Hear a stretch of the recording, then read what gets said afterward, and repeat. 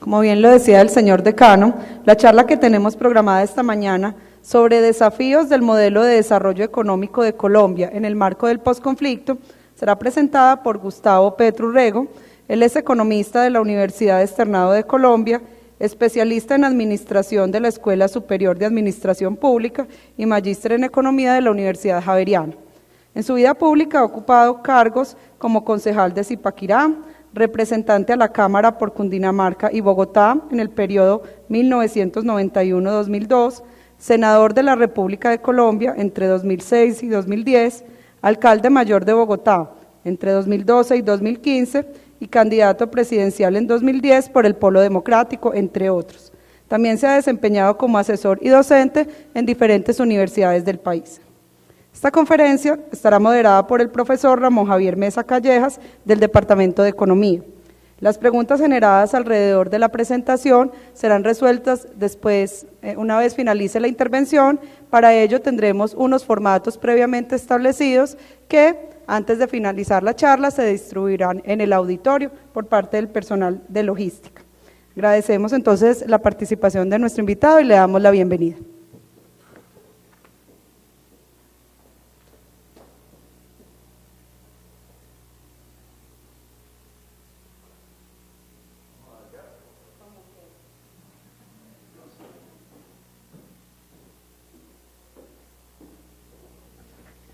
Bueno, quiero agradecerles la invitación que la universidad, mis compañeros, amigos Ginás, antiguo y nuevo decano de la facultad, y obviamente a todas y todos ustedes por su presencia aquí, a hablar de un tema que me es familiar, pero no es precisamente el tema más recurrente en las actuales discusiones políticas que vive el país. Es más, casi nunca es el tema de la discusión política. El tema de la economía y el modelo de desarrollo, entre comillas, que tiene Colombia, América Latina, y peor aún, es desconocido el papel que la economía, la estructura económica nacional tiene sobre la violencia, la guerra o la paz. Y en esa medida me gustaría comenzar un poco hablando del tema del desarrollo, del concepto mismo del desarrollo. Cuando yo era estudiante de economía, hice estudios de magíster en la Javeriana, tiempo después de mi pregrado en el externado, y después fui a una universidad católica, privada, pero no era cara, Lovaina, en Bélgica, donde había estudiado el padre Camilo Torres. Y tuve una experiencia, digamos, académica, teórica, pero que en mi opinión es diciente. Cuando yo estudié la economía, año 82, terminé, la Facultad de Economía del Externado, cuyo profesor más insigne lo asesinaron después, Chucho Bejarano fue mi director de tesis, se movía en unas discusiones académicas alrededor fundamentalmente de la economía clásica. Las discusiones tenían que ver con la teoría del valor, las discusiones tenían que ver con la teoría de la renta ricardiana en las ciudades, por ejemplo, y cómo se podría explicar la especulación inmobiliaria a partir de la teoría de la renta. Políticamente, la mayor parte de los profesores y de los estudiantes estaban más con las tesis de la economía clásica que con su respuesta, con su reacción teórica, que llamábamos en ese entonces los neoclásicos, pero que después del 82, una vez salí de la universidad, fue adquiriendo un cuerpo teórico tal que fundó como corriente económica lo que hoy llamamos el neoliberalismo. Neoclásicos no es lo mismo que neoliberales. Los neoclásicos simplemente cogieron un concepto de Ricardo, que es el concepto del equilibrio permanente la visión de que una sociedad económicamente puede estar equilibrada permanentemente a través del libre juego del mercado, la oferta y la demanda, como reacción teórica a otra derivación de la economía clásica que en ese entonces tomó la forma del marxismo y que veía en el capitalismo un cúmulo de conflictos y contradicciones que de manera permanente y acumulativa lo podía llevar a su final y por tanto a una forma de producción diferente al capital que Marx llamó el socialismo. En esa lucha teórica, los estudiantes colombianos de economía de las décadas de los 70s y 80s se inscribían más en las corrientes de la economía clásica que en las neoclásicas, las cuales estudiábamos de manera marginal.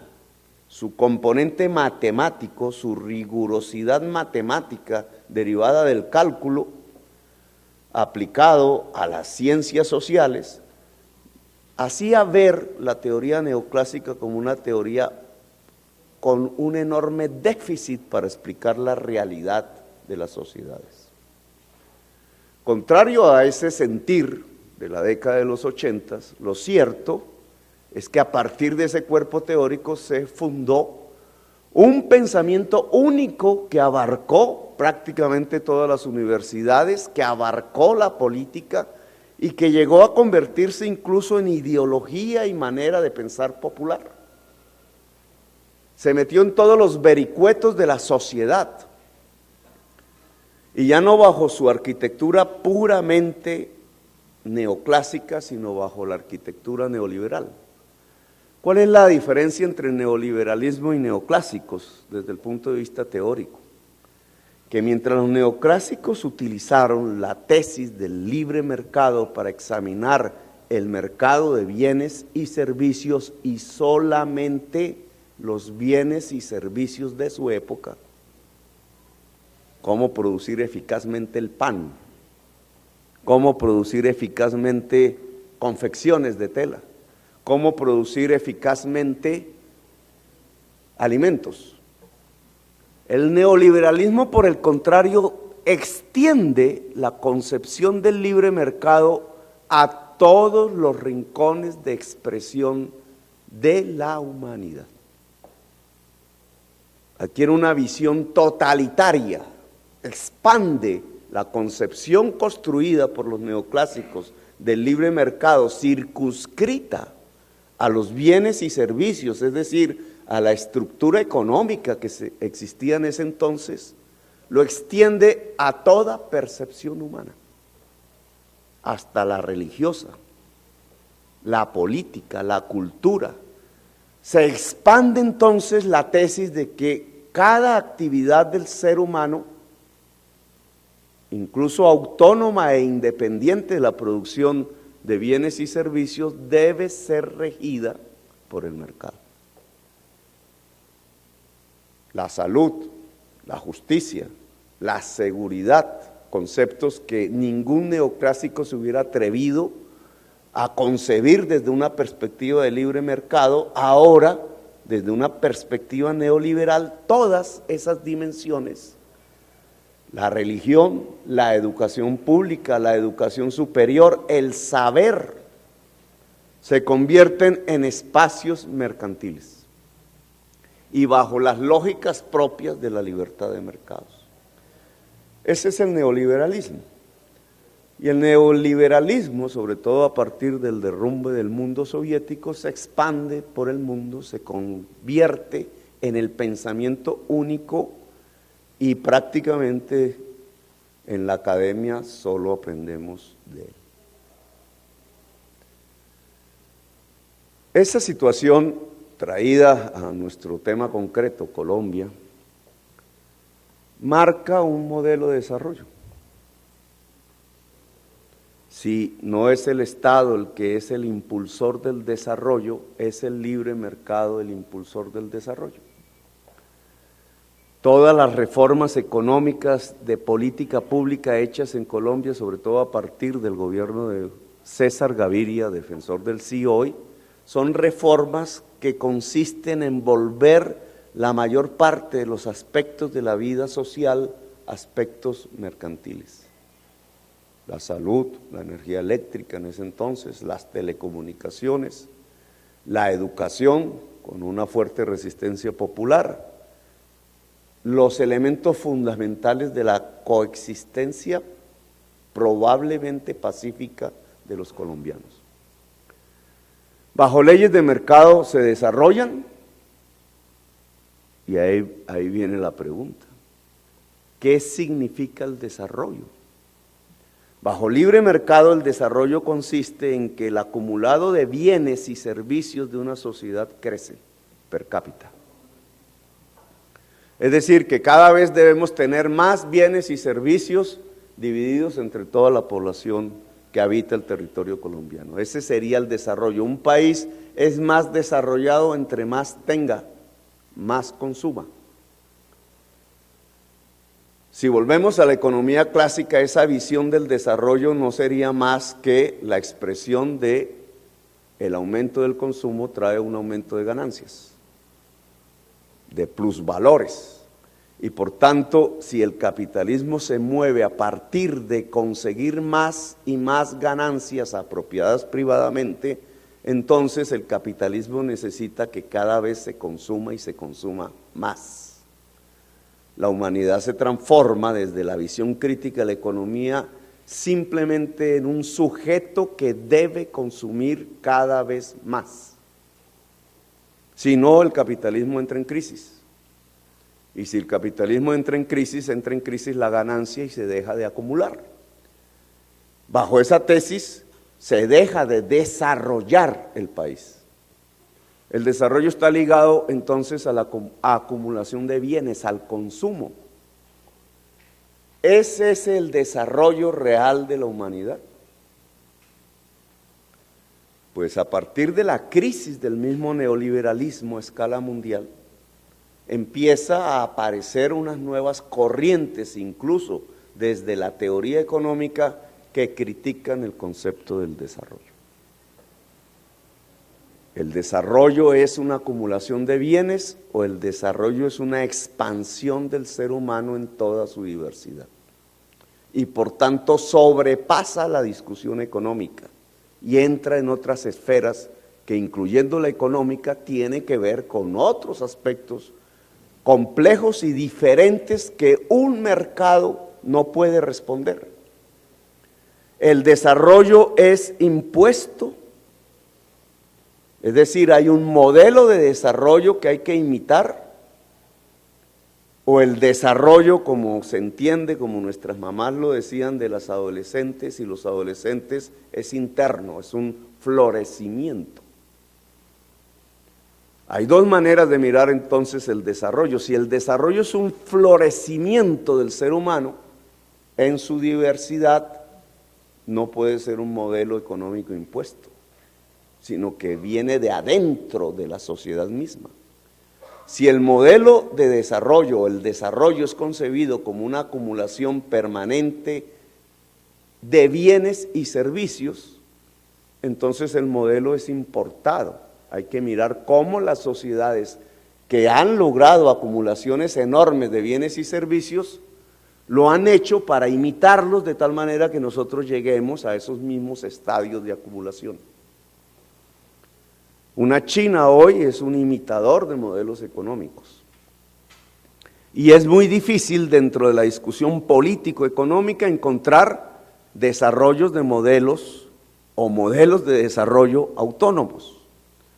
¿En qué consiste la palabra desarrollo? Si el desarrollo es una imitación, nosotros vamos configurando las sociedades tal cual son las sociedades que consideramos desarrolladas. Y se va generando una especie de colonización teórica, académica y mental, cultural. Simplemente tenemos que parecernos a ellos para desarrollarnos. Esto en el terreno académico suena fácil, pero en el terreno de la realidad colombiana significa sociedades desgarradas que van dejando sus identidades para simplemente parecerse a lo que considera es el modelo del desarrollo. Cuando estamos en una situación de neoliberalismo, de libre mercado generalizado y de desarrollos que se imitan, entonces tenemos la estructura económica que hoy el país tiene. ¿Qué es lo que hemos hecho? Dejar que el libre mercado trate de desarrollar la tierra. Dejar que el libre mercado trate de usar el agua. Dejar que el libre mercado trate de manejar la energía eléctrica, la fuente del desarrollo. Dejar que el libre mercado trate de manejar y regular las telecomunicaciones. Cuando se deja el libre mercado actuar sobre la tierra, ¿cuál es el precio de la tierra? ¿Cuál es el mercado de la tierra? Resulta que la realidad colombiana dice, primero, que no hay mercado de tierras. Segundo, que el precio de la tierra es una renta, no un precio. Y es una renta derivada no por la fertilidad de la tierra, que era el concepto de renta diferencial de Ricardo, ni por la renta absoluta, es decir, derivada exclusivamente por la propiedad, que era el concepto de renta de Marx, sino por la renta cocainera. La tierra adquiere valor y por tanto precio si es caja de ahorros del lavado de activos. Por eso ustedes encuentran que el precio de la tierra en Colombia es similar, incluso en la ciudad, al que está en Washington. Cualquier neoclásico no podría entender cómo el libre mercado forja un precio de la tierra en Colombia similar al de Washington. Porque bajo la teoría de la renta diferencial, el precio de Washington debería ser mayor por estar situado más cerca de los centros de poder del mundo. Desde el punto de vista de la renta, el alto precio de la tierra en Colombia, urbana y rural, tiene otra explicación que no puede explicar el libre mercado. No es el libre juego de ventas y compras de tierras. Esa es teoría escrita en un libro. Es la acumulación para el lavado de activos de la exportación de cocaína, que provoca, ya no económicamente, sino socialmente, el desplazamiento. Porque si la tierra es la caja de ahorros del narcotráfico, entre más tierra, más ahorro del narcotráfico, más acumulación del valor de la exportación de la cocaína, y por tanto, el proceso económico que se desata y social es de sacar personas ajenas al narcotráfico de la tierra.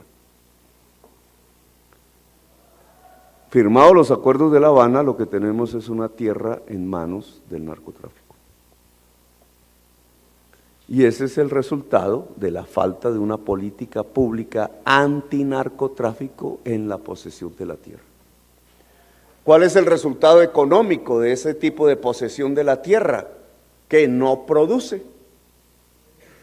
Si la tierra simplemente tiene valor como acumulación de la renta cocainera, no se necesita que produzca, solo se necesita tenerla. El que la tiene allí en el valor de la tierra el acumulado de los excedentes económicos de la cocaína. Ahora, eso desata una lucha no pacífica por la tenencia de la tierra, sino violentísima. Tener la tierra significa en Colombia tener el pasado, así la persona que vaya a adquirirla no tenga que ver con el narcotráfico, todo el pasado acumulativo de excedentes cocaineros que se lavaron a partir de poseer esa tierra y su valor. Tener y tener más tierra significa que el paso de esa renta a los bolsillos del poseedor es inminente, se tiene allí. La lucha por la tenencia de la tierra es una lucha que genera automáticamente la violencia. Puede no existir las FARC, pero mientras la tierra y su precio esté ligado al excedente cocainero, produce violencia. Y cuando hablamos de la tierra, que es hablar de la tierra y el agua, porque la tierra sin el agua no vale. Cuando hablamos de la tierra estamos hablando de la tierra fértil, que es la tierra y el agua. Entonces aquí hay una segunda gran discusión en Colombia. La tierra y el agua están en manos del poder narcotraficante. En unos escenarios, en unos territorios concretos. Tierra, agua y territorio se vuelven sinónimos. ¿Por qué un territorio es violento en Colombia? Así no exista las FARC en el territorio. Porque los mecanismos de acumulación de renta en el territorio, no hablo de ganancias sino de renta, y creo que es clave que ustedes sepan que hay una diferencia entre el concepto de ganancia capitalista y renta. La ganancia capitalista nace del proceso de trabajo. La renta nace del proceso de poseer. Está más ligada a la propiedad. Incluso en el caso de la cocaína, la propiedad de poderla llevar a Estados Unidos, que es una propiedad que se oligopoliza porque Estados Unidos prohíbe la cocaína. Entonces las oportunidades de llevarla son para unos pocos.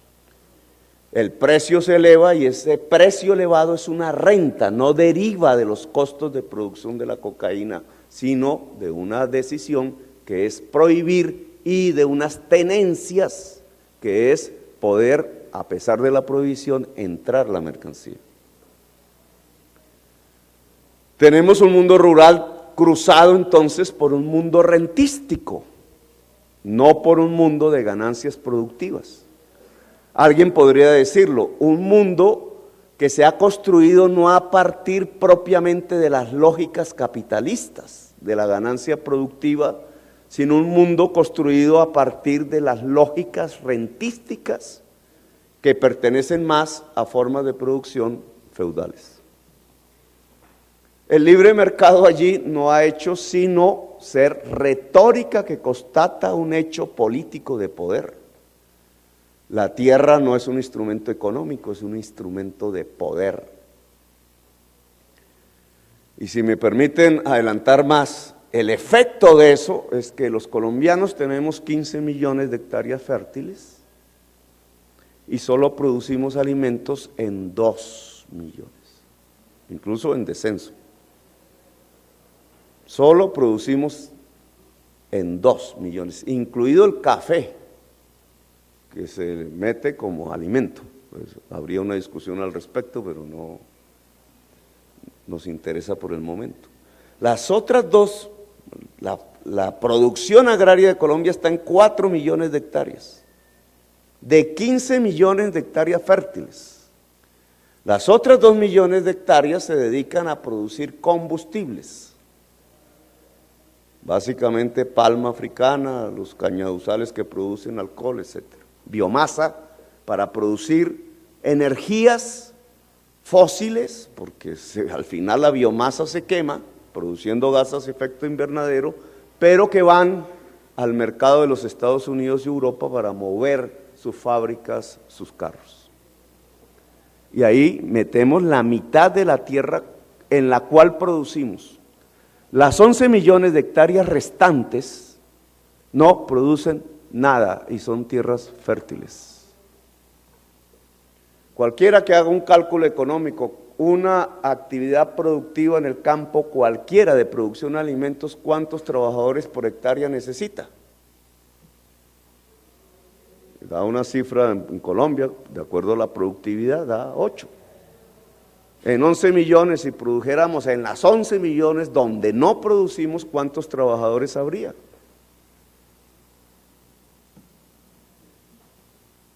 No hay respuesta.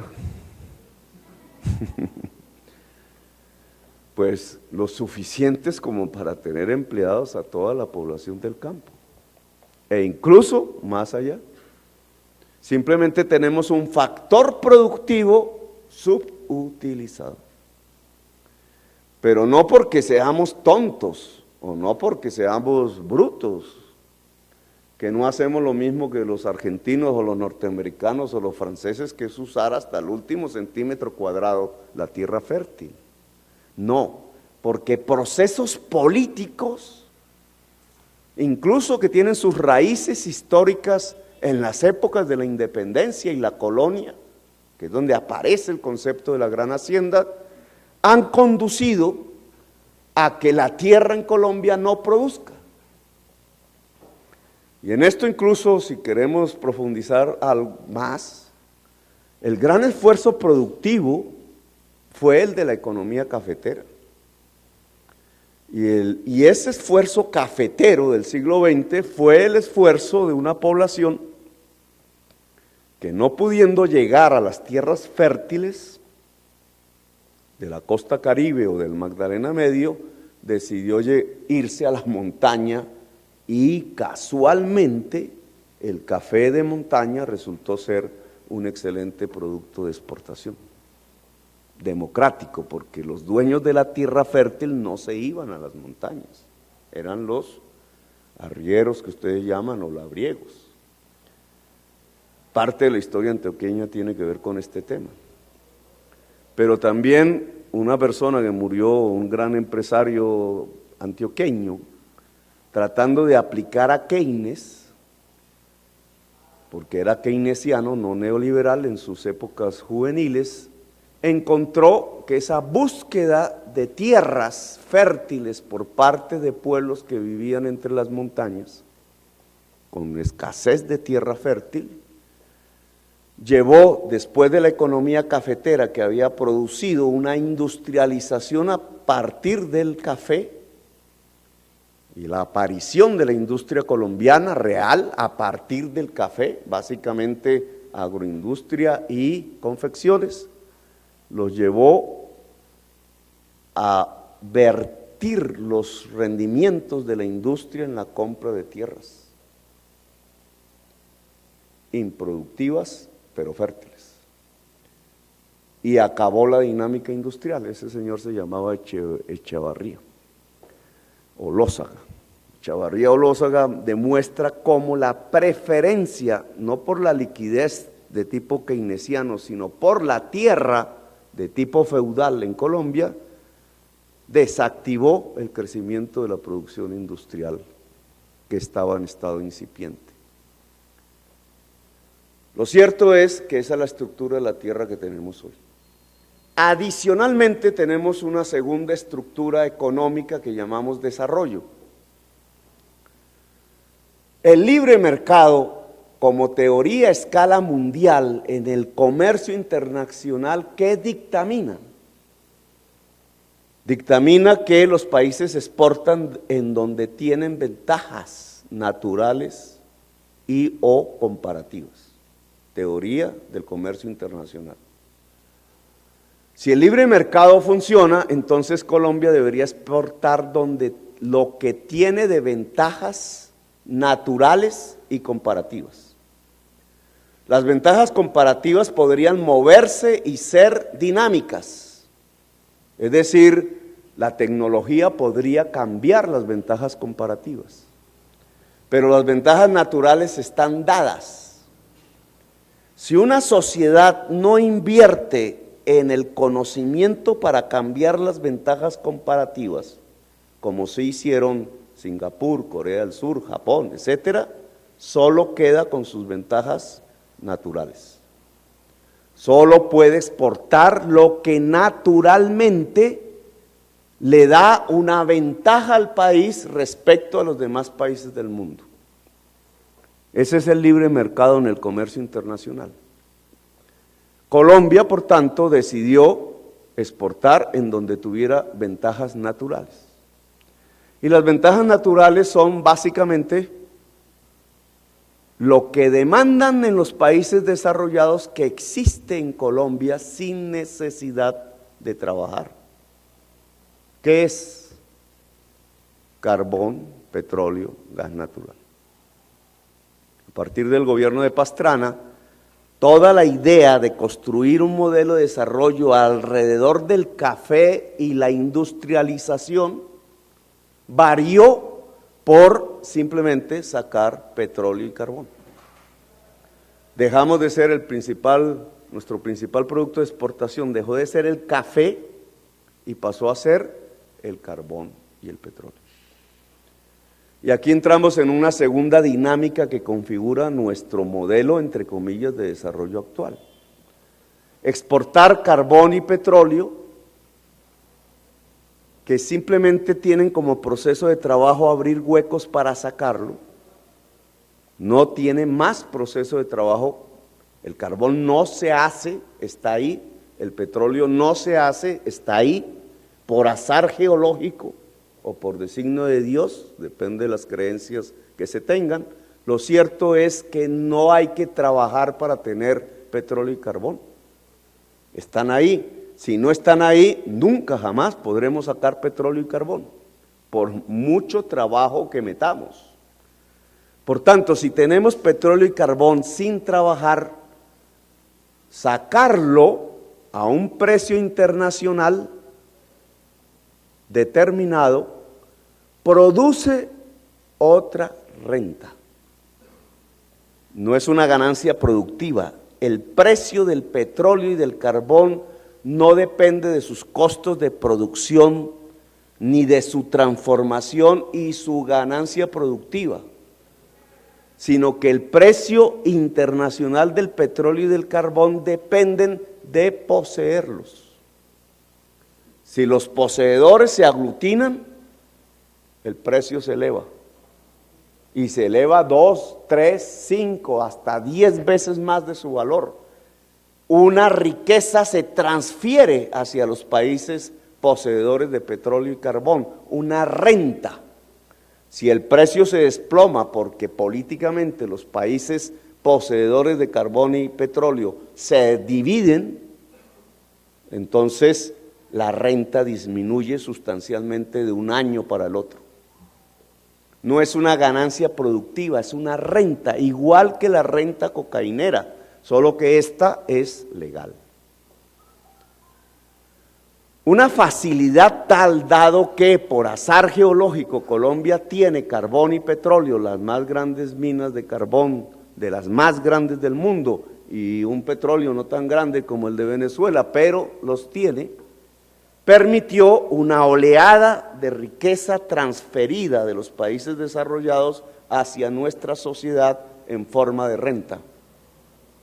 De eso hemos vivido en las 2 últimas décadas.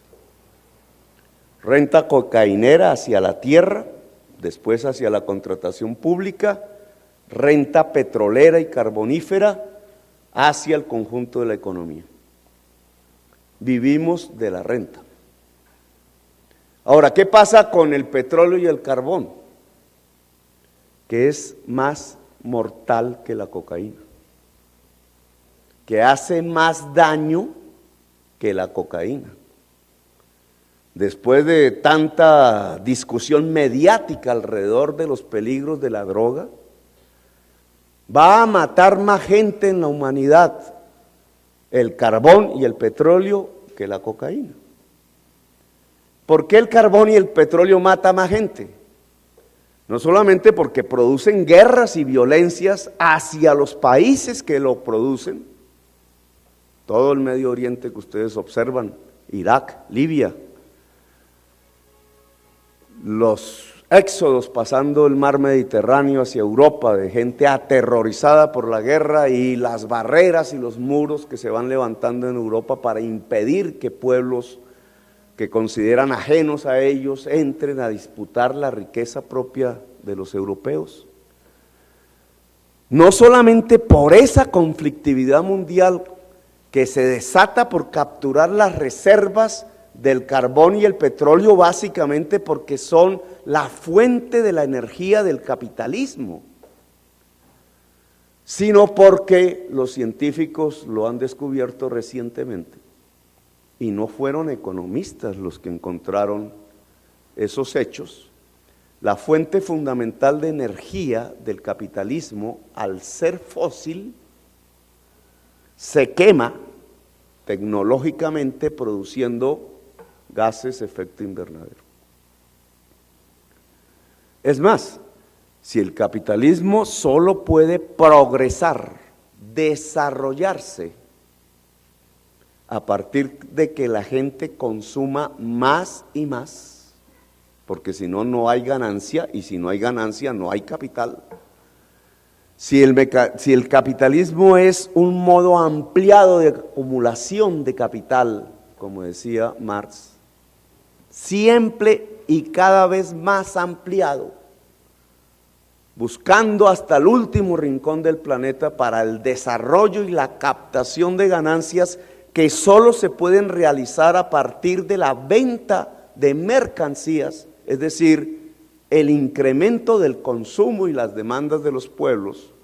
Ese estilo de desarrollo, cuando se mira desde la perspectiva de lo que generan las energías que se tienen que utilizar para producir cada vez más y más mercancías, te genera el principal problema de la humanidad hoy. Y es que entre más carbón, más petróleo, más gases de efecto invernadero. Y entre más gases de efecto invernadero, más calentamiento global. Y entre más calentamiento global, más cambios drásticos del clima que matan la vida. Esto no lo había descubierto ni Ricardo, ni Marx, ni los neoclásicos, ni Keynes, ni se encuentra en la mayor parte de los libros de teoría económica, ni está en la teoría contable, ni está en las formas administrativas. No se estudia. Emerge como un problema fundamental de la política y el poder en el siglo XXI. Y no son los teóricos de la economía los que ponen en la discusión el problema, sino son los científicos del mundo. Los científicos del mundo empiezan a captar las anomalías y empiezan a hacer las predicciones, los modelos de predicción, ayudados por la NASA, los satélites, etcétera. Van encontrando, midiendo los hielos, etcétera, van encontrando en la historia registrada estadística que la temperatura del planeta va aumentando. Y claro, a nosotros nos llega de alguna manera la información, pero suponemos que si un cuerpo humano es capaz de aguantar hasta menos 10 grados centígrados siempre que se vista adecuadamente, y hasta 50 grados centígrados siempre que se desvista adecuadamente, bajo condiciones tecnológicas, etcétera, se puede aguantar, entonces decimos que la temperatura promedio del planeta crezca 1 grado, 2 grados, 3 grados, pues eso no tiene mayor problema. Lucho Garzón, el primer candidato y alcalde de la izquierda en Bogotá, decía, cuando empezó a llegarle el problema, no, pues chévere, porque en Bogotá entonces van a veranear. Resulta que simplemente 1 grado, que ya se produjo, 1, de cambio del promedio global de la temperatura, 1 grado centígrado, respecto a la temperatura de antes de las máquinas de la revolución industrial, ese 1 grado ya está produciendo desastres enormes a partir de los cambios del clima en la humanidad. Los desastres enormes no se miden solamente en muertos. El huracán tal, cuánta gente mató. El ciclón tal, cuánta gente mató. La sequía, cuánta gente mató. Que las sequías han matado más gente que los huracanes. Las épocas de violencia lluviosa, de tormentas, de inundaciones, cuánta gente mata. Sino que las condiciones de vida en un territorio pueden variar drásticamente así no muera una sola persona. Y me explico, si se eleva la temperatura, ¿qué pasa con el agua? Se evapora más. en el casquete polar pasa de estado sólido a líquido, ¿cierto? Y si pasa de estado sólido a líquido, matemáticas, científicos, cuál es el volumen del hielo, tal, predicciones, el mar va a crecer. Eso es un problema para los que viven junto al mar. La mayor parte de las ciudades de la estructura económica mundial están junto al mar. Nosotros los colombianos, herederos de los españoles, fuimos los que tuvimos el atrevimiento irracional de poner las ciudades entre las montañas. Feudalismo. Pero el capitalismo pone las ciudades junto al agua, sea navegable, ríos o el mar.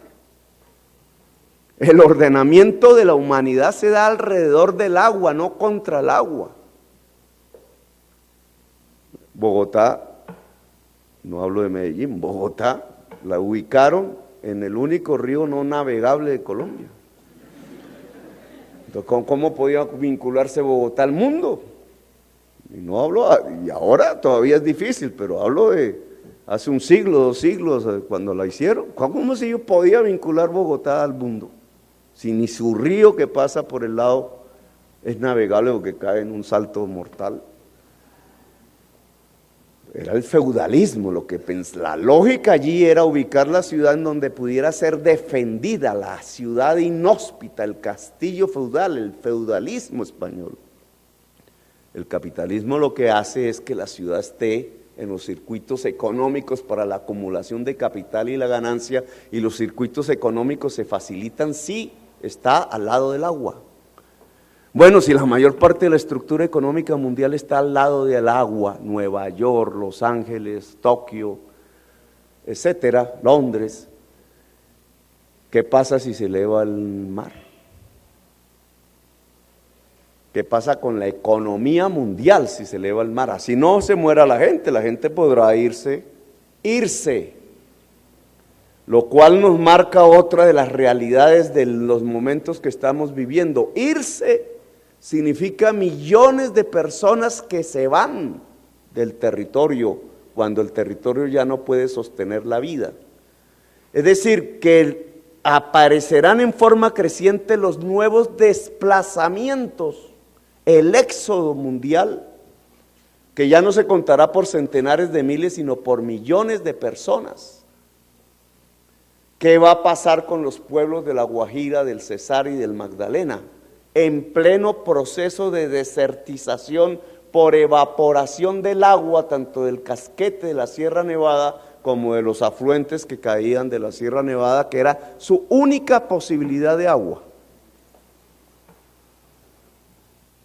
Temas que deberíamos estar discutiendo hoy, para prevenir al menos, porque ese horizonte de cuándo se evapora el agua, si el agua se evapora, no significa que se acaba el agua, significa que las nubes se van hacia otro lado. Y dependiendo de las condiciones de cambio climático, se desploman de nuevo en forma de líquido, en algún punto de una manera torrentosa. Y entonces lo que es sequía para un territorio se convierte en inundación para el otro. Y ambas matan. Y no me voy a extender más en el tema del cambio climático porque ya hay documentales científicos, no teóricos, no políticos. La discusión política no aborda este tema, aún que ustedes pueden mirar con cuidado. Si aumenta la temperatura del planeta, ¿qué pasa con la selva amazónica? Si la selva amazónica se desertiza, ¿las tormentas de arena llegarán a Bogotá? Si aumenta la cantidad de arena en el aire, o de polvo, de partículas, como quieran llamarlo, ¿qué pasa con los niños y su morbilidad? ¿Dónde las facultades de medicina están estudiando el asunto? Medellín acaba de vivirlo. Eso mata. Estamos viviendo, y no solamente mata en el estado actual donde la temperatura creció 1 grado centígrado. es que por el volumen mismo de la acumulación ampliada del capital, el desarrollo imperativo, entre comillas, que obliga a vender más y más y más mercancías, si no el capitalismo se desploma, entonces la tendencia de crecimiento de los gases de efecto invernadero es exponencial, es decir, en los próximos 10 años se acumulará en la atmósfera más partículas de CO2 equivalente, con CH4, etcétera, que durante el siglo pasado. Los tiempos se acortan. Entonces lo que pensábamos que era una posibilidad para el siguiente siglo, y a mí, como yo no estoy vivo en el siguiente siglo, no me importa, resulta que ya tiene una fecha que está aquí a la vuelta de la esquina, el 2050. Si las sociedades no mitigan, es decir, dejan de emitir gases de efecto invernadero, en el 2050 tenemos un desastre mundial que será progresivo de aquí para allá, es como un cronómetro. Cada año peor, cada mes peor. El mes de agosto que acaba de pasar es el mes más caliente de la historia registrada del mundo, registrada estadísticamente. Y el segundo más caliente, el del 2015. ¿Cómo será lo que viene? Y entonces, para el economista o el pensador en economía y carreras afines, ¿cómo es la estructura económica que viene? Porque hay un camino indudable, el camino de no hacer nada, de dejar el libre mercado, que es el camino dominante, dejar el libre mercado te va a dictar una ley, la de la acumulación de capital, la del mayor consumo posible. Por ese camino, la humanidad deja de existir. Y ojo con lo que estoy diciendo, es decir, para quienes han estudiado economía, toda la teoría económica a partir de principios del siglo XIX se construyó sobre la base de encontrar los límites del capitalismo. Ricardo dijo, el capitalismo llegará a un estado estacionario, quieto. Lo que pasa es que no volvimos a leer a Ricardo. Él decía, llegará a un estado estacionario. Malthus, más famoso, decía, nos vamos a morir de hambre. De pronto Malthus, traído hoy a la situación contemporánea, en perspectiva lo está planteando. Porque ya somos 7.000, vamos a ser 10.000 millones. Y si las sequías y las inundaciones restan la cantidad de tierra fértil a partir del agotamiento del agua, tienes una población creciendo y tienes una disminución de la capacidad de producción de alimentos. Para Colombia, la predicción es que perdemos el 35% de nuestra tierra fértil, que no producimos nada en ella hoy. Luego va a haber una competencia por la tierra fértil del mundo, tratando de producir los alimentos para su pueblo. ¿Qué produce entonces el cambio climático? El carbón y el petróleo. ¿Cuál es el principal producto de exportación de Colombia? El carbón y el petróleo. El castrochavista. ¿Cuál es el principal producto de exportación de Venezuela? El petróleo. ¿Cuál es el principal producto de exportación de Ecuador? El petróleo. ¿Cuál es el principal producto de exportación de Bolivia? El gas natural, que es el petróleo gasificado. ¿Cuál es el principal producto de exportación de Bolivia, de México? El petróleo. América Latina es el exportador de combustibles fósiles con otras regiones del mundo. Es decir, nuestra estructura económica se convirtió en la estructura económica que está produciendo las materias primas de la muerte. Juntemos entonces la renta petrolera y la renta cocainera como los grandes componentes de la estructura económica de Colombia, ¿y qué tenemos? Violencia y muerte.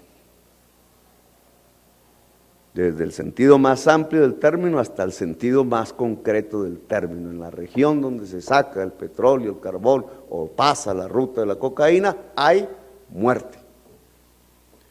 Y acabamos de firmar unos acuerdos de paz. Y hablamos de una era de paz, estable y duradera. Y vamos el domingo a votar por el sí. Yo lo voy a hacer, para acabar una guerra. Pero estamos ciegos ante la posibilidad de que no solamente hay que acabar la guerra, sino que hay que abrir una era de paz. Es decir, que las generaciones actuales y futuras no vuelvan a la guerra. La historia de Colombia es una historia en donde se acaban las guerras para que comiencen las guerras. Permanentemente durante 2 siglos solo hemos tenido una guerra infinita y permanente, porque las guerras se acaban para que empiecen otras. Cualquier cantidad de tratados de paz en el camino. Si nosotros nos abocamos como generación a construir una era de paz por primera vez en la historia de Colombia, la republicana, la de hace 2 siglos, en que nos venimos matando los unos a los otros, entonces tenemos que plantear no solamente el tema de cómo se acuerda con la guerrilla que deje de ser guerrilla, sino cuáles son los mínimos fundamentales de la convivencia social. Y aunque de este tema podríamos hablar de muchos aspectos para la convivencia social, como la salud, la educación, la justicia, necesariamente tenemos que hablar del territorio, donde habita cada cual de nosotros. Y cuando hablamos del territorio, entonces tenemos que hablar de la economía. ¿Cómo se sostiene la gente en el territorio? ¿Cómo progresa la gente en el territorio? ¿Y qué significa progresar? Si yo le pregunto a una persona de clase media qué significa progresar, me dice inmediatamente tener carro. Es más o menos la idea lógica, ¿no? Diríamos del sentido común. Tener cosas, tener más modas, tener más camisas, tener más cacharros tecnológicos, etcétera. Si soy más rico, entonces dejar de usar el carro y empezar a usar el helicóptero, el jet, etcétera. Pasear por el mundo, todas esas son las cosmovisiones de un mundo de consumo de hoy. Pero si nosotros somos economistas, si nosotros estamos estudiando ciencias económicas y somos conscientes que el principal problema de la humanidad lo está produciendo la estructura económica a partir del cambio climático, entonces la pregunta de cómo es la estructura económica en un territorio que quiera convivir en paz cambia radicalmente. Eso no está planteado ni en La Habana, ni en los discursos de Uribe, ni en los discursos de Santos. Eso no está planteado en El Tiempo, no está planteado en RCN, no está planteado en Caracol. Eso no se discute en la esquina de la calle, entre tirios y troyanos. Escasamente se discute en la universidad y creo que tampoco. ¿Cómo va a convivir en paz una sociedad que habita un territorio en Colombia, que es la verdadera forma de que exista una paz estable y duradera? Estamos metidos en que si las FARC son malos, que si son marcianos, que si son los hijos de Satán, que si, ¿por qué? Nosotros tenemos que aterrizar en otro tema. ¿Cómo se vive, va a vivir 9 millones de personas allá en Bogotá y la Sabana cuando el agua solo sale de los páramos gracias a unas maticas que chupan los líquidos de la atmósfera y los vuelven líquidos, agua? O en Medellín, para no irnos a hablar de La Guajira, etcétera. Aquí, ¿Cuál es la sostenibilidad de la vida? Entonces, ¿cuál es la estructura económica que lo permite? Una economía sostenible, como dice el discurso retórico, no es simplemente la libertad de mercado. El que sueñe con eso, ideológicamente, va a estrellar la humanidad contra su propia muerte. ¿Cómo es? Yo no tengo la receta, pero sí algunos indicios de lo que hay que hacer. Porque si tenemos, el primer indicio es que tenemos que salir de la renta petrolera y de la renta cocainera. Es decir, que tenemos que pasar otra vez a una economía basada en el trabajo productivo. Primera tesis, vivir de la renta no le sirve a nadie. Viviendo de la renta se engorda, se embrutece y se muere del corazón. Una sociedad no vive de la renta. Vístanse de camisa roja en Venezuela o vístanse de camisa negra en Colombia. Porque el modelo es el mismo. No hay ninguna diferencia entre el modelo económico desatado por Uribe, monoexportador de petróleo, y el modelo económico construido, venía de atrás, con Chávez, monoexportador de petróleo. Por eso el precio del petróleo se cae y crisis allá, que entonces RCN trata de volver en la noticia grande en su televisión, pero crisis aquí también. Allá los niños en las cajas de cartón, aquí los niños muriéndose de hambre. Lo mismo, se cayó la única renta de sostenibilidad de las finanzas públicas y de parte de la economía de la sociedad. Esa economía se había vuelto especulación inmobiliaria, grandes edificios hermosísimos. ¿Cómo nos desarrollamos? Resulta que los pies de ese gigante era el petróleo. Si se cae el precio del petróleo, purundum, el edificio se envejece. La visión de ciudad nuestra, no me voy a meter ahí porque vuelvo a ser alcalde, la visión de ciudad alrededor del carro, alrededor del consumo, alrededor de la especulación inmobiliaria, nuestra visión y nuestra creencia de que una ciudad se desarrolla si hay construcción especulativa.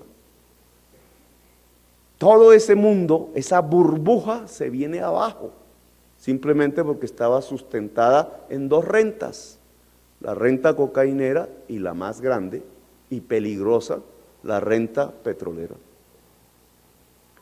Volvamos a la pregunta, si hay que escapar de las rentas, es decir, el modelo económico colombiano debe dejar de financiarse de la renta cocainera y de la renta petrolera y carbonífera, entonces ¿de qué se financia? De algo que ya había descubierto la economía clásica y que olvidamos como economistas, del trabajo. El trabajo. Pero en el siglo XXI el trabajo es diferente. Allá los compañeros míos de los años 70, obreros industriales, muchos de Medellín, eran hombres, no habían mujeres trabajadoras asalariadas, eran hombres que tenían que comer muchísimo para desarrollar una masa muscular porque tenían que mover grandes pesos. El trabajo del siglo XX hacia atrás era el trabajo muscular. Hoy el trabajo no es muscular, levemente muscular. El trabajo es cerebral. Los productos que valen en el mercado, el celular que me está grabando aquí en este momento, los de ustedes, producto insignia, digamos, del siglo XXI, el celular, telecomunicación, ¿cierto?, que sirve desde el chisme hasta pasar una teoría científica por el celular. Ese celular, cójanlo, pésenlo, ¿qué tiene? ¿Cuánto pesa? Entre menos pese incluso es mejor. ¿Dónde está el valor del celular? en sus materiales físicos, para los cuales moverlos necesitaría fuerza muscular y fuerza mecánica y fuerza fósil, o está en el programa. Y ese programa no son algoritmos matemáticos en código binario, y si son algoritmos matemáticos en código binario, ¿qué lo produce? ¿El músculo o el cerebro? Lo que vale en la economía de hoy es el saber. Es más, en la discusión teórica, porque esto no es ajeno a los economistas, decía la teoría del desarrollo neoclásica, el modelo Solow, me recuerdo, Arrow, el modelo de Solow era el filo de la navaja. Las economías crecen si determinado equilibrio entre el crecimiento de la población y la creación de tecnología lo permite. Cuando hablaban de tecnología ya estaban hablando del saber. Paul Romer dice, no es simplemente saber, sino saber irradiar el saber en el conjunto de la sociedad. Y el tema es fundamental. Saber lo consiguen las élites que entran a las mejores universidades del mundo. Ahí está el mejor saber. Pero resulta que con ese saber enlatado en las mejores universidades del mundo, las sociedades pueden destruir sus economías porque no se irradia al conjunto de la sociedad. El saber es colectivo, no individual. Si el saber es colectivo y no individual, obviamente parte de la nueva economía real para la paz en Colombia pasa por extender los niveles de saber y las irradiaciones del saber al conjunto de la sociedad colombiana, que pasa a su vez por un problema político. La sociedad colombiana debe dejar de estar segregada y de dividir a sus seres humanos entre excluidos y no. Y resulta que la sociedad colombiana es de las sociedades más segregadas del mundo. Cuando usted segrega, aparta pedazos de la sociedad, la mujer, los que tienen opciones sexuales diferentes, los que tienen el color negro en la piel, los que son indígenas, los que no piensan así, sino que son asá. La diversidad humana se empieza a segregar y en lugar de ser la riqueza, pasa a ser la pobreza. La sociedad segregada genera la pobreza, pero afecta a un nuevo modelo económico fundamental en el siglo XXI, y es que al sacar a las personas excluidas, jóvenes de bajos recursos económicos, saca los cerebros, que es el principal medio de producción de la nueva economía, y al sacar los cerebros, nos volvemos raquíticos en la posibilidad de un cambio del modelo económico que deje de ser rentístico, para lo cual no se necesitan cerebros, simplemente cajas financieras para recibir los dineros. Y no pasamos a una economía basada en el trabajo del siglo XXI, que es un trabajo del saber cerebral y colectivo. Entre más irradie saber una sociedad a su conjunto, más puede progresar en términos muy diferentes a como lo concebíamos tradicionalmente bajo la palabra desarrollo y progreso. Luego tenemos dos tesis: tenemos que escaparnos de las rentas, tenemos que pasar al trabajo, y segunda tesis, el trabajo es colectivo y cerebral. Y si es colectivo y cerebral, entonces pasamos a otros temas más concretos, en los que ya no me voy a extender aquí.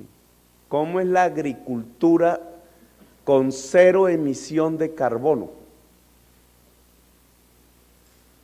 ¿Cómo es? Un trabajo de investigación, pero también de acción social.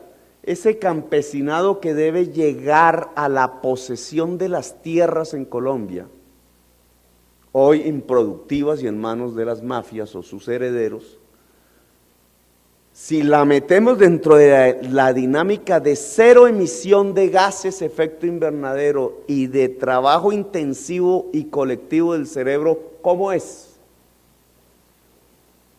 La agricultura es el principal productor de gases de efecto invernadero del mundo. ¿Cómo es la nueva economía rural si no va a usar petróleo? Cuando uno dice a un campesino dejamos de usar el petróleo, él sabe que su abono tiene petróleo. Peor aún, los abonos sobre nitratos producen un gas efecto invernadero 3000 veces más poderoso que el gas carbónico. Entonces, ¿cuál es la economía rural de producción de alimentos? Siguiente pregunta. ¿Colombia puede seguir sosteniendo su tierra dedicada a producir combustibles a través de la biomasa fósiles para las economías desarrolladas? Las ramas de producción agraria son entonces las que propuso Uribe, Santos y Pastrana, independientemente si están con el no o con el sí, las ramas de los biocombustibles. O ante la escasez de la tierra fértil por efecto del cambio climático, lo que tenemos es que dedicar al máximo la producción de alimentos para los seres humanos. ¿Y cuáles alimentos? El ganado extensivo. ¿Qué tiene que ver la ganadería extensiva con el cambio climático? Y no sigo ahondando con estos temas mucho más concretos, que lo que irradia es nuevos frentes de investigación académica, nuevas maneras de pensar, despercudirse, muchachos y muchachas, de una serie de dogmas que hoy no le están sirviendo a la humanidad, porque si no, entonces lo que estamos aprendiendo no nos sirve. ¿Cómo es la ciudad ante el cambio climático? Para salirme del tema del agro, que es fundamental en la violencia que estamos viviendo. ¿Cómo es la ciudad? La ciudad violenta, ¿qué produce la violencia en la ciudad? ¿Qué pasa con las juventudes excluidas de la ciudad? ¿Qué pasa con el sistema educativo en la ciudad? ¿Cuántos gases efecto invernadero genera la ciudad? ¿Cómo es nuestro modelo de transporte en la ciudad? ¿Produce gases o no los produce? ¿Cómo llevar un modelo de movilidad urbana productora de gases de efecto invernadero hacia un modelo de movilidad urbana que no los produzca, que es absolutamente esencial? Medellín ha dado algunos pasos, pero si ustedes van a Houston, Estados Unidos, encuentran el desastre, porque toda la ciudad se construyó alrededor del vehículo particular, y el vehículo particular usa gasolina, y la gasolina produce gases de efecto invernadero, que multiplicado por los 1.000 millones de carros que todos los días andan en el mundo, produce una parte sustancial del problema que afecta a la vida.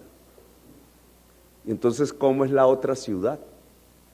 ¿Cómo es el urbanismo humano que nosotros llamamos? Para arquitectos, para urbanistas, para gestores del suelo urbano, para políticos que se vuelven, no para políticos, sino a los políticos que se vuelven dirigentes en una sociedad y tienen una oportunidad de acuerdo al voto de gobernar. ¿Cómo hace el tránsito? Entre más silenciemos estos problemas, peor es el futuro. Los ríos se enjarillonan, los ríos se canalizan. ¿Está bien que una ciudad sepulte el agua? ¿O cómo se usa el agua lluvia en la ciudad? Etcétera. Temas que uno entonces empieza a hablar con el ingeniero hidráulico, con el agrónomo, con el... Todos los campos del saber quedan afectados completamente ante una nueva dinámica que es construir una economía de cero carbono y un ordenamiento territorial que adapte a la población al cambio climático. Y de ahí a la paz, porque finalmente ese es el tema de la conferencia. Si nosotros no nos movemos en estas transformaciones profundas de la estructura económica colombiana, que cualquiera de estos temas ameritaría una conferencia diferente, salir de las rentas, pasar al trabajo productivo, hacer del trabajo productivo un trabajo cerebral, colectivamente, y del trabajo colectivo cerebral aplicarlo para dejar de emitir gases de efecto invernadero y, sin embargo, producir procesos de desarrollo del ser humano, que no son solamente económicos. Si esa es la nueva economía que tenemos que instituir, ¿eso qué tiene que ver con la paz? O al contrario, si no lo hacemos, ¿qué pasa con la paz? En negativo, si no lo hacemos, si dejamos que las cosas sigan como van, al libre mercado, ¿qué sucede con la paz en Colombia? ¿Qué sucede con los acuerdos de La Habana? ¿Qué sucede aún si mayoritariamente los del sí votamos sí el 2 de octubre? ¿Qué sucede al día siguiente, en el mes siguiente, en el año siguiente? Si nosotros mantenemos el actual modelo de desarrollo, entre comillas, depredador, la violencia vuelve, se fortalece, será más poderosa que antes. Un modelo económico depredador no produce sino violencia. Automáticamente. Los protagonistas tendrán otros nombres, otras cosas, pero será violencia y peor que la que acabamos de abandonar. Por tanto, si vamos a pensar seriamente en una era de paz como sociedad, tenemos que abocar el cambio del modelo económico en Colombia. Doloroso porque nos acostumbramos a la renta,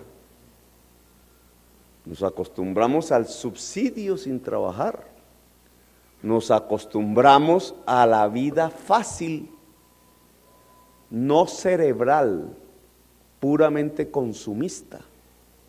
Y resulta que la humanidad viene en una caída tan brutal que nos va a dar un golpe en la cabeza. Así no es. Ese no es el camino. En ese camino nos despedazamos nosotros mismos en los próximos 10 años. Pues, es decir, más ustedes que nosotros, por la edad. Cambiar ese camino no es un tema de la economía, es un tema de la política. Porque los cambios de camino tienen que ver con los cambios del poder. Y no existe ninguna teoría económica que dictamine cómo se cambia el poder. No es de su ámbito. El ámbito de la economía es el de registrar los hechos rigurosamente. Nuestra economía colombiana, nuestros pensadores económicos, nuestros estudiantes económicos y nuestros profesionales no están estudiando el problema. Son ajenos, ciegos, les da sueño el problema. Pero resulta que la sociedad va a explotar porque el problema está ahí. No se puede ocultar detrás de nuestro sueño. Y por tanto lo mejor que puede producirse es que nosotros, y fundamentalmente ustedes, estudiantes aún, cojan el toro por los cachos, aunque yo soy animalista. Y el animalismo no es una moda, tiene que ver con todo este tema. Si se desarrolla una cultura de paz con los animales es porque nos estamos preparando culturalmente a una cultura de paz con la naturaleza y por tanto a poder vivir aquí. Pero ese es otro tema. Cuando hablamos de coger el problema directamente significa que hay que estudiarlo, que hay que configurar los grupos de estudio, de investigación, que hay que entender qué es eso del cambio climático desde el punto de vista económico, no solamente científico, espacial, etcétera. Que tenemos que ver entonces cuáles son los modelos, las ramas productivas, la forma de construir una economía que permita la vida. Pero lograrlo no solamente en la universidad, sino lograrlo en la práctica, fuera de la universidad, en la realidad de la vida, implica un cambio del poder. Nuestra clase política dirigente está absolutamente ignorante y es absolutamente incapaz de resolver este problema. Nos lleva hacia una crisis. Lo que se ha desatado en la clase política colombiana es una piñata, un saqueo. Por eso vendieron Isagen. pongan el tema de Isagen en concreto en el contexto de la conferencia. Desde la perspectiva de una nueva economía, ¿cómo se nos ocurre vender los embalses de agua? Y el saber de la gente que estaba allí, de cómo se manejan los embalses de agua, etcétera. ¿Cómo se nos ocurre vender los embalses de agua? El saber que hay ahí, un know-how, como quieran llamarlo, para poner palabras en inglés para que uno parezca inteligente. Y a cambio de ese dinero, irse a construir unas autopistas, ¿cierto?, para que pasen las tractomulas intensas en el consumo de diésel. ¿Qué fue lo que hicimos? Desde la conferencia, Isagen, al regular el agua bajo poder público, hace parte de una política de la vida. Podría ser la gran transformadora y reguladora del agua en Colombia, que debe ser pública. Las autopistas hacen parte de una política de la muerte, porque incentivan el uso intensivo de la gasolina cuando tenemos que cambiar el modelo. Claro, alguien diría, ¿y por cuál modelo, Petro? Por el tren. Si el tren es eléctrico, ¿qué usa de energía en Colombia? Agua. ¿O no? Antioquia es la gran productora de energía de agua. Si el tren es eléctrico, la electricidad la produce el agua. Luego es sostenible. Si el tren es a diésel, produce gases de efecto invernadero. Luego, fíjese el negocio que se hizo. Cambiamos un regulador básico para una nueva economía, la regulación del agua, la creación de bosques, el saber allí concomitante, la producción de energía limpia a partir del agua, para adquirir unos dineros, para hacer unas autopistas, para que las tractomulas quemen y quemen más diésel. Ignorancia de nuestra clase política gobernante, pero también ignorancia en la sociedad que es ajena a esta discusión, porque no le ha llegado, no porque no quiera entenderlo, porque no hay medios de comunicación para comunicarlas. Si la discusión no comienza en la universidad, no comenzará en ninguna parte. Así que yo dejo acá porque hay un escenario de preguntas, etcétera, que me gustaría que se produjese, pero espero que para algunas de ustedes esto haya sido una especie de seducción a releer la economía, a repensarla y actuar de manera indudablemente diferente. Gracias, muy amables.